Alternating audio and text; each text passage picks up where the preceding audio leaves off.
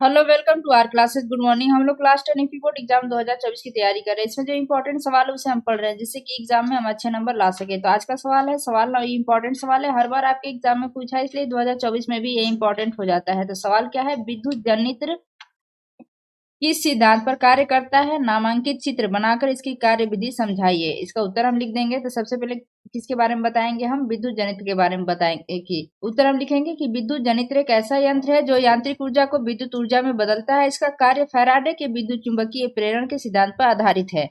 फिर इसके बाद हम लिख देंगे कि सिद्धांत, सिद्धांत हेडिंग लिखेंगे। सिद्धांत में क्या लिखेंगे कि जब किसी बंद कुंडली को किसी शक्तिशाली चुंबकीय क्षेत्र में तेजी से घुमाया जाता है तो उसमें से होकर गुजरने वाले चुंबकीय फ्लक्स में लगातार परिवर्तन होता रहता है, जिसके कारण की कुंडली में एक विद्युत वाहक बल तथा विद्युत धारा प्रेरित हो जाती है। कुंडली को घुमाने में किया गया कार्य अथवा व्यय यांत्रिक ऊर्जा ही कुंडलीय में विद्युत ऊर्जा के रूप में परिवर्तित हो जाती है। तो यही बता रहा है कि ये यांत्रिक ऊर्जा को विद्युत ऊर्जा में बदलता है। तो ये यांत्रिक ऊर्जा को विद्युत ऊर्जा के रूप में परिवर्तित कर देता है। सिद्धांत में हम लिख देंगे। और उसके बाद हमें क्या करना है, चित्र बनाकर इसकी कार्यविधि समझानी है। तो ये हम फिगर बना देंगे। प्रत्यावर्ती धारा जनित्र, ये फिगर है, प्रत्यावर्ती धारा जनित्र फिगर बना देंगे हम। ये कुंडली, ये घूर्णन अक्ष कर देंगे, ये ब्रूस सर्पी वाला ये फिगर बना देंगे हम। फिगर बनाने के बाद इसकी कार्यविधि लिखेंगे। कार्यविधि में क्या लिखेंगे कि जब आर्मेचर कुंडली एबीसीडी को, कि एबीसीडी है तो एबीसीडी को क्षेत्र चुंबक के बीच में इस प्रकार घुमाया जाता है,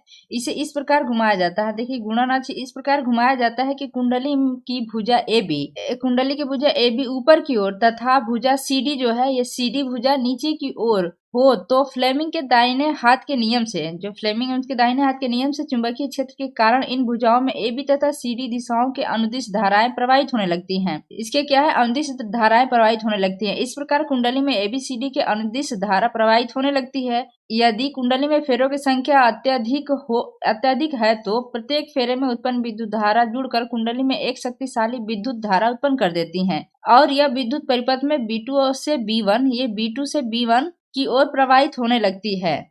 आधा चक्कर के बाद जो भुजा सीडी है, ये ऊपर की ओर, जबकि भुजा AB जो है ये नीचे की ओर जाने लगती है। जो AB भुजा है ये नीचे की ओर जाने लगती है, जिसके कारण फ्लेमिंग के दाहिने हाथ के नियम से इन दोनों भुजाओं में प्रेरित विद्युत धारा की दिशा परिवर्तित हो जाती है और धारा DBC की ओर प्रवाहित होने लगती है तथा बाहरी परिपथ में विद्युत धारा B1 से B2 की ओर प्रवाहित होने लगती है। अतः प्रत्येक आधे घूर्णन के बाद परिपथ में धारा की दिशा जो है ये परिवर्तित होती रहती है। इसलिए इस प्रकार की धारा को हम प्रत्यावर्ती विद्युत धारा कहते हैं। ये धारा जो है दिशा, परिपथ की धारा की दिशा परिवर्तित होती रहती है, इसलिए इस प्रकार की धारा को हम प्रत्यावर्ती विद्युत धारा कहते हैं। और विद्युत उत्पन्न करने की इस युक्ति को प्रत्यावर्ती विद्युत जनित्र कहते हैं। ये इंपॉर्टेंट है आपके एग्जाम 2024 के लिए भी, और ये मैक्सिमम एग्जाम में पूछा है, इसलिए इंपॉर्टेंट है ये। Thank you for watching. Please like and subscribe my channel.